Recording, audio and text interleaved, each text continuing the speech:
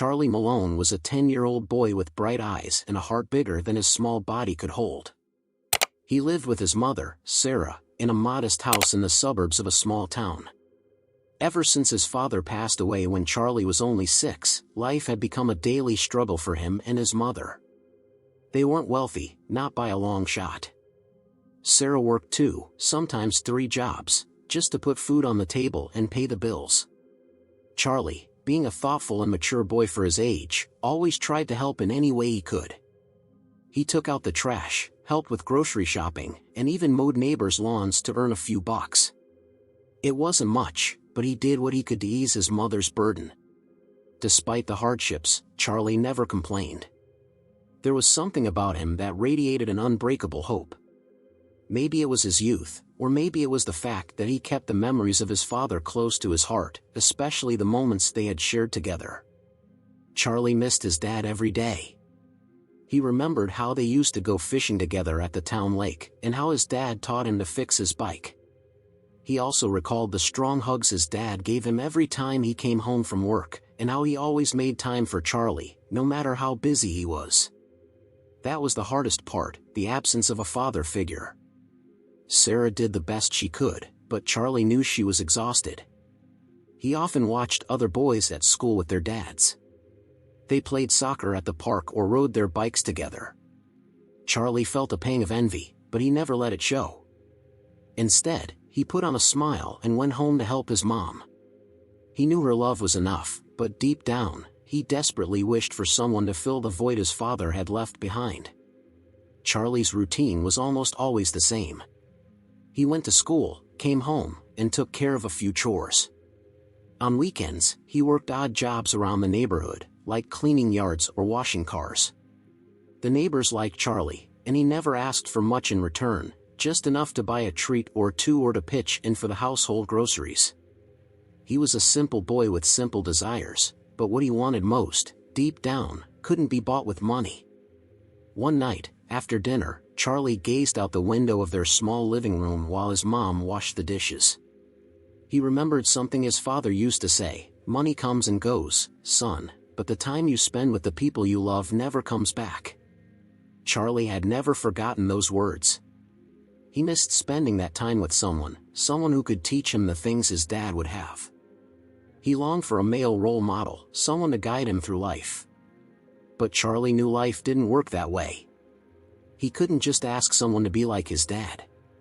So, he simply dreamed of it, silently holding on to that hope deep inside his heart, while he helped his mom take care of the house. A few miles away, in a neighborhood very different from Charlie's, lived Mr. Harrison, a man whose name was synonymous with success and wealth. The owner of several companies, he had made his fortune in real estate, buying and selling properties over the decades. He lived in an imposing mansion, with well-kept gardens, a staff of servants at his disposal, and luxury cars in the garage. To those looking from the outside, his life seemed perfect, but something deeply important was missing. Mr. Harrison was an extremely busy man, always involved in meetings, business trips, and corporate events. The life he had built was one of prestige and power, but it came at a cost. His wife had left him years ago, taking with her the love and warmth that had once filled their home. He still had a daughter, Emma, who was 7 years old, but he rarely spent time with her.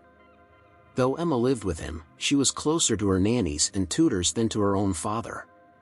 Lately, Mr. Harrison had begun to notice small signs of discontent in his daughter. She didn't smile as much as she used to, didn't run to greet him when he came home, and there was a growing distance between them. But wrapped up in his responsibilities, he did little to change this. To Mr. Harrison, time was a luxury he simply couldn't afford. Instead, he gave Emma gifts. Every time he returned from a business trip, he brought her a new doll, or a piece of jewelry, or something expensive and flashy. But the increasingly vacant look in Emma's eyes made it clear that these gifts weren't filling the void between them. The truth was, Mr. Harrison didn't know how to be a present father. He had learned how to be a provider but failed to be an emotionally available figure. That very day, he had just returned from a trip to New York, where he had closed one of the biggest deals of his career. But instead of celebrating his success, he felt strangely empty. He entered his quiet house, expecting to find Emma waiting for him, but she wasn't there. Instead, the nanny informed him that Emma was playing alone at the nearby park. Mr. Harrison had never taken the time to question his life or his choices. His demanding work routine kept him too busy to allow for such reflections. Financial success had always been his goal, and he had achieved it in abundance. But as his businesses flourished, his personal relationships withered. What he failed to realize was that, little by little, he was losing his connection with the one person who truly mattered in his life. He looked at an old photo of Emma on his desk. She was smiling, full of life, her tiny hands holding his in a park, many years ago. It was now a distant memory, almost as if it belonged to another life, one he barely remembered. With a heavy sigh, Mr. Harrison closed his folder of documents and left to pick up his daughter at the park. He walked briskly, always in a hurry, even when there was no need to be. When he arrived at the park, his eyes were immediately drawn to Emma, who was playing on a swing with a sad expression. But before he could call out to her, something happened. As Emma swung, a sudden gust of wind caused her to lose her balance, and she tumbled gently across the grass, rolling towards the street. In a matter of seconds, a tragedy could have occurred, if not for the quick intervention of a boy who was nearby. Charlie was at the park at that moment, carrying a bag full of soda cans he had collected for recycling. He loved spending some time at the park after school, watching the other boys play or simply enjoying the fresh air. But that afternoon, something caught his attention. He saw a little girl, who looked about the same age as his younger sister, playing on the swing by herself. The scene reminded him of his own days playing with his father before life's responsibilities pulled him away from those small joys. That's when the tragedy almost happened. A strong gust of wind swept through the girl's hair, and in the next moment, she lost control of the swing and was thrown toward the street, where a car was already approaching. Without thinking twice, Charlie dropped the bag of cans and ran. In just a few seconds, he was beside the girl, pulling her back to the safety of the grass just an instant before the car whizzed by with a frightening hum. He held her tight for a few moments, making sure she was okay, while his own breathing was still heavy from the sprint. The girl, Emma, was frightened but unharmed. She looked at Charlie with wide eyes, still processing what had just happened. "Are you okay?" Charlie asked, trying not to sound as scared as he was. Emma nodded slowly, still unable to speak. At that moment, a tall and imposing figure appeared at the park, calling out the girl's name. "Emma!" shouted Mr. Harrison, running toward his daughter with a look of pure panic on his face. He reached Emma, kneeling beside her, embracing her tightly, relieved that she was safe. "Are you all right, sweetheart?" he asked, not noticing Charlie right away. Emma just nodded again, too shaken to speak. Only then did Mr. Harrison look at the boy standing there, still a bit out of breath. You saved my daughter," he said, disbelief clear in his voice. Charlie shrugged, uncomfortable with the sudden attention. "It was just luck. I was in the right place at the right time." But Mr. Harrison didn't see it that way. To him, the boy had just saved his daughter from real and immediate danger. He quickly stood up, still holding Emma's hand, and extended his other hand to Charlie. "I don't know how to thank you," he said seriously. "You truly saved her life." Charlie accepted the handshake but seemed uneasy. He wasn't used to formal gestures, especially from someone as well-dressed and clearly important as Mr. Harrison. "No need to thank me," Charlie replied humbly. "I just did what anyone would do." But Mr. Harrison didn't see it that way. To him, his daughter's life was priceless, and this boy had just saved it. He let go of Charlie's hand and began reaching into his suit pocket, pulling out a $100 bill. "Here," he said, offering the money. "Please take this as a small token of my gratitude." Charlie looked at the $100 bill for a moment, surprised. He had never seen that much money up close, but his reaction wasn't what Mr. Harrison expected. The boy, with a confused and somewhat uncomfortable expression, slowly shook his head. "I can't take that," he said. Mr. Harrison frowned. "Why not? You deserve it. It's the least I can do." Charlie hesitated. He could have taken the money. He could have brought it home and given it to his mother, helping with bills or buying something he'd always wanted. But somehow, it didn't feel right. He glanced at Emma, who was still quiet beside her father, and then back at the wealthy man in front of him. "I don't need money," he said softly. "What I want is something different." Mr. Harrison's face softened for a moment, curious. "Different? What do you want then?" he asked, lowering the hand holding the bill. Charlie took a deep breath. This was his chance. He didn't know if he would have another opportunity to ask for something like this, and he knew it was risky, but he figured he had nothing to lose. I'd just like to spend a day with you," he said simply. "Like you were my dad." Charlie's words hung in the air, and time seemed to stop for a moment. Mr. Harrison blinked, surprised. He hadn't expected that. He thought the boy would want money, or some expensive gift.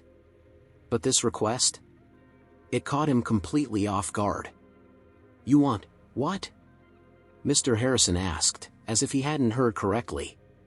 Charlie, embarrassed, scratched the back of his neck, but he held his gaze steady. "That's all. A day with you. Doing things a dad does with his son. It's all I'm asking for." The silence that followed Charlie's request was palpable. Mr. Harrison looked at the boy, both confused and touched. He had never imagined that someone might ask for something like that, especially not a boy he barely knew. Throughout his life, Mr. Harrison was used to solving problems with money, a quick and efficient solution. However, Charlie's request was something that money couldn't buy, and it left him speechless. Emma watched the conversation with curiosity, not fully understanding what was happening, but sensing that something important was at stake. Charlie stood firm, though inside he was nervous. He didn't know how the wealthy man would respond, but that was the only request that truly made sense to him. Money couldn't fill the emptiness he felt since his father had passed. Mr. Harrison finally broke the silence, clearing his throat and putting his wallet back in his pocket. "You want to spend a day with me?" he repeated, still processing the request. Charlie nodded. "Yes, sir. I don't have a dad anymore, and I thought it would be nice to learn some things, you know? Like fishing or fixing stuff. I don't know, I just wanted a day like that." Those words hit Mr. Harrison in a way he hadn't expected. He looked at his own daughter, Emma, and realized that, despite all the money, he hadn't spent enough time with her. Charlie's words echoed in his mind, bringing forth an uncomfortable truth: he was an absent father. He knew it, but had always justified his absence with the argument that he was providing for his daughter. After all, she had everything she needed, right? So why did this simple request, from a poor boy, unsettle him so much? Mr. Harrison looked back at Charlie. He could have easily refused, made up an excuse about his busy schedule, or even insisted that the boy take the money. But something inside him stopped him from doing that. He knew, at that moment, that more was at stake than just a simple favor. This boy was offering him an opportunity, a chance to be more than just a businessman. A chance to be a father, even if just for a day. "I don't know what to say," Mr. Harrison finally responded, his voice softer than before. "This is very different from anything anyone's ever asked me." Charlie shrugged, trying to hide his nervousness. "I understand if you're busy. You don't have to do it if you don't want to." Mr. Harrison frowned, feeling a tightness in his chest. He knew Charlie was giving him an easy way out, but refusing him now felt like the wrong thing to do. He glanced again at Emma, who was quietly watching him with her big brown eyes. There was something in her gaze that made him realize how much he had also failed her. Perhaps by accepting Charlie's request, he could also begin to mend his relationship with his own daughter. "No," he said at last, his decision made. "I'm not busy. If that's what you want, then yes. We'll spend a day together." Charlie's eyes lit up with surprise and gratitude. He hadn't expected Mr. Harrison to accept his request, but hearing those words, a wave of relief and joy filled him. "Really? You'll do it?" Mr. Harrison smiled for the first time that day. Yes, kid. When do you want to do it? Charlie looked down at his worn-out shoes, nervously shifting in the grass. How about the weekend? I don't have school, and I can spend the whole day. Mr. Harrison nodded. The weekend sounds great. How about Saturday? I'll spend the day with you, as you asked. Emma tugged lightly on her father's arm. Daddy, can I come too? She asked in a soft voice. Her request, though small, pierced Mr. Harrison's heart. He realized, in that moment, that he also owed her something. Of course, sweetheart, he answered quickly. It'll be a good opportunity for the three of us. Emma smiled, pleased with her father's response, and nestled beside him.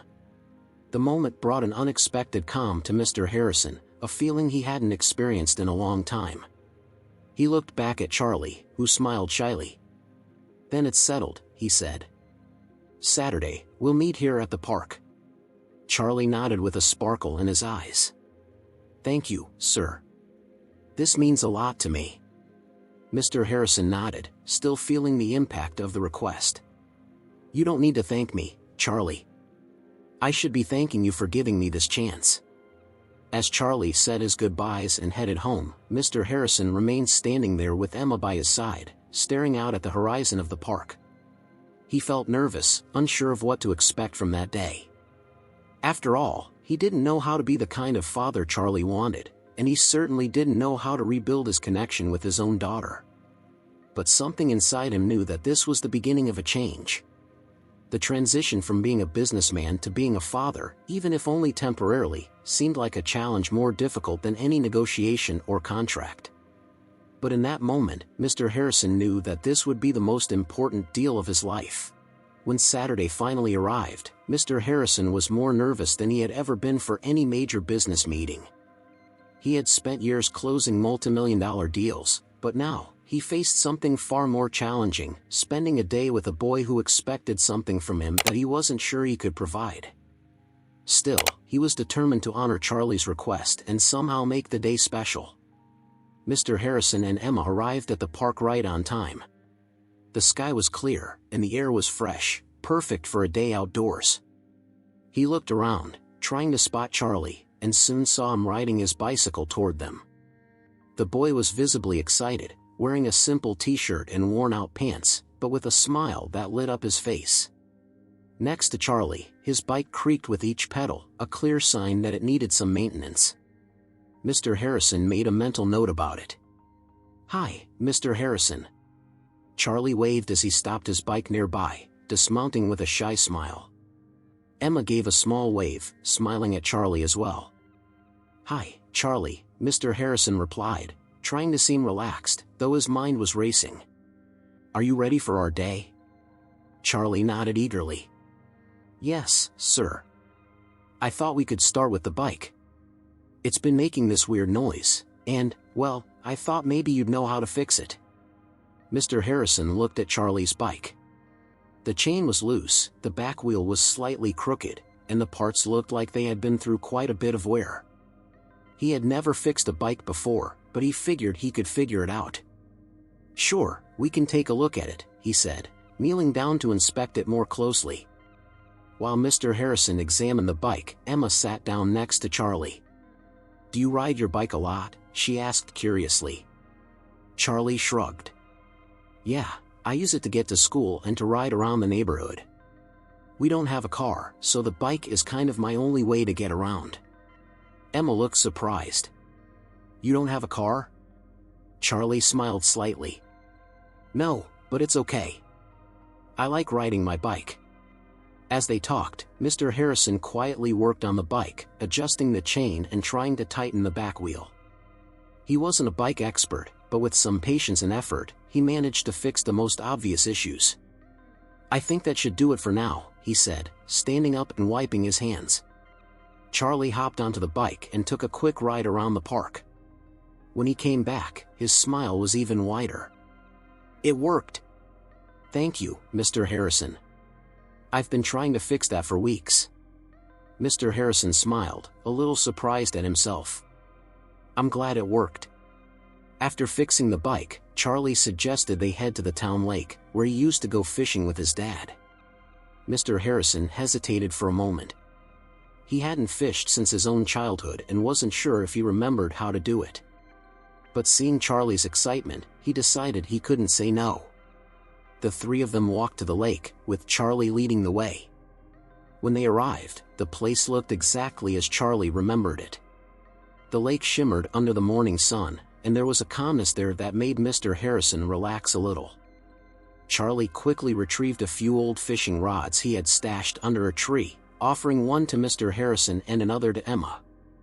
As Charlie prepared the bait with the skill he had learned from his father, Mr. Harrison watched, impressed. "Have you fished before?" Charlie asked casually, as he cast his line into the water. "It's been a long time," Mr. Harrison admitted, casting his own line, though awkwardly. "I used to fish when I was a kid, but I've probably forgotten most of it." Charlie smiled. "You'll get the hang of it again. Fishing's more about patience than anything else." Time passed quickly as they waited, and Mr. Harrison began to feel more at ease. He and Charlie talked about simple things, school, what Charlie's life was like, and even a few funny stories Charlie remembered about his dad. Emma seemed happy too, enthusiastically casting her line into the water, though without much success in catching anything. By midday, Charlie finally caught a fish. It was small, but he was beaming with pride. "Look! My first one of the day," he exclaimed, holding the fish up proudly. Mr. Harrison smiled, genuinely happy for Charlie. "Nice job, Charlie." It was at that moment, as Charlie held up the fish, that Mr. Harrison realized something profound. He had spent so much time focused on business and money that he had forgotten what it was like to enjoy simple moments like this. He looked at Emma, who was laughing beside Charlie, and a wave of regret hit him. How many moments like this had he missed with his own daughter? After fishing for a few more hours, they decided to have an improvised picnic by the lake. Charlie brought along some sandwiches he and his mom had prepared, while Mr. Harrison contributed with some treats he had picked up at a bakery before meeting them. As they ate, Charlie looked at Mr. Harrison with gratitude. "Thank you for spending the day with me, sir. This is more than I could have asked for." Mr. Harrison swallowed hard, feeling a wave of emotion he wasn't prepared to face. He looked at Charlie, so humble and genuine, and realized how much this boy had taught him in such a short time. "Charlie, the pleasure was all mine," he said sincerely. "You taught me a few things today too, you know." Charlie looked surprised. "I did?" Mr. Harrison nodded, glancing at Emma. "Yeah, you taught me that sometimes the simplest things are the most important." The three of them spent the rest of the day laughing, fishing, and talking. Time seemed to slow down that day, as if each moment was an opportunity to reconnect with what truly mattered. Mr. Harrison felt something shift inside him, a sense of peace and purpose that he hadn't felt in a long time. As the sun began to set, they decided it was time to head home. Charlie said his goodbyes with a wide smile, thanking them once again for the unforgettable day. But in truth, it was Mr. Harrison who felt the most thankful. He had come to spend a day with a boy, but in the end, he had regained something much more important, a connection to his own humanity. As Mr. Harrison drove home with Emma by his side, a strange sense of quietness enveloped him.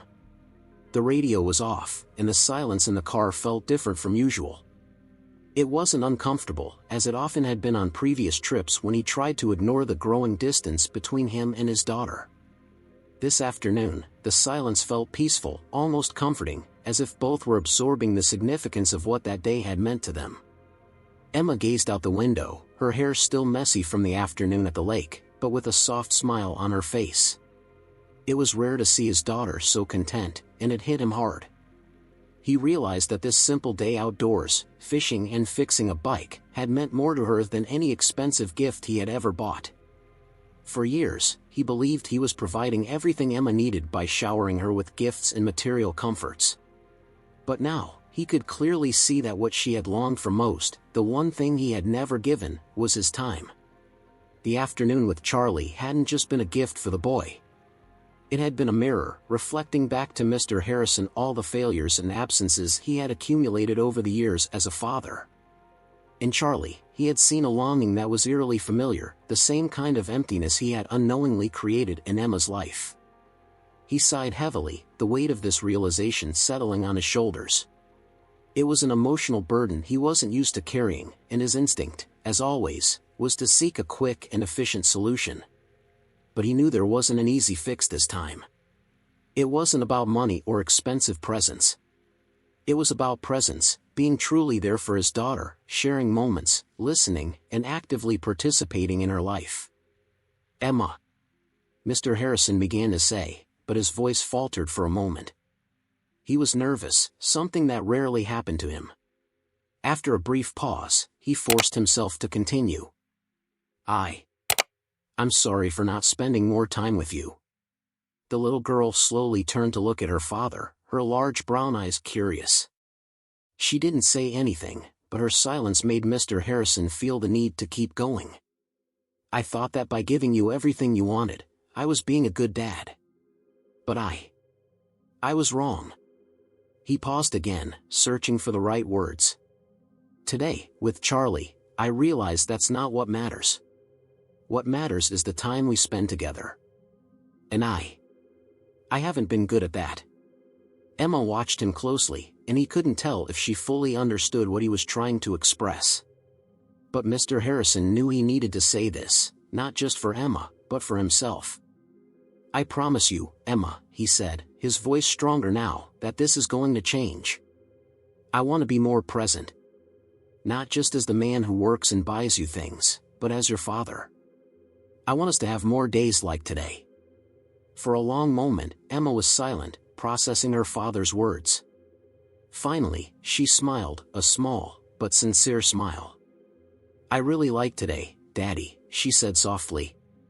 "Can we do it again?" Mr. Harrison's heart seemed to melt. Her simple and innocent response touched him deeply. "Of course, sweetheart," he replied, smiling back. "We can do this whenever you want."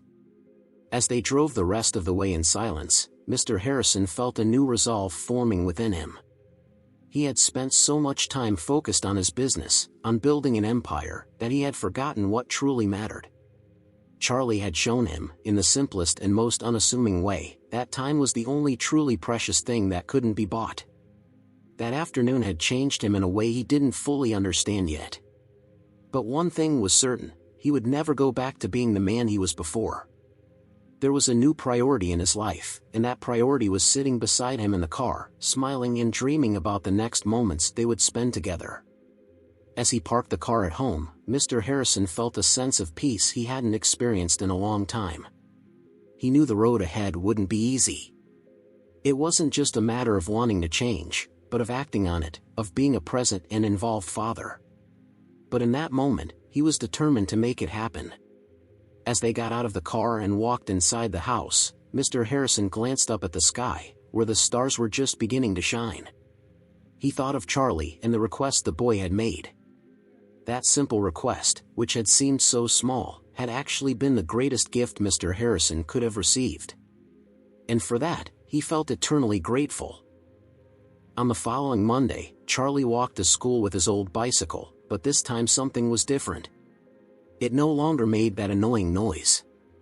It was fixed, and not just the bike, something inside Charlie had been repaired too. The weekend had been more than he could have ever imagined. It wasn't the kind of day he usually expected to have with someone like Mr. Harrison. In fact, it had been even better. Charlie knew that day had also changed something in Mr. Harrison. He wasn't just a wealthy man trying to redeem himself with a simple gesture. There was something genuine in the moments they spent together. Charlie realized this when Mr. Harrison laughed for the first time, in a way that didn't feel forced. Or when he patiently helped Emma try to catch a fish, even though none of them were particularly good at it. It was a simple day, but one filled with meanings Charlie would cherish forever. As Charlie arrived at school, he felt different, not just because his bike was fixed, but because he realized that the time we spend with others is what truly matters. He knew that many things in life couldn't be solved with money, and what he wanted from his time with Mr. Harrison had very little to do with material wealth. Meanwhile, at the mansion, Mr. Harrison was also reflecting on the impact of that day. He sat in his office, but unlike previous mornings, he wasn't buried in documents or spreadsheets. His eyes were fixed on a photo of Emma that he kept on his desk, and for the first time in a long while, he smiled without feeling guilty. There was something in his smile that wasn't driven by financial success, but by a simple truth that Charlie had taught him: he could be a real father, and that's what mattered.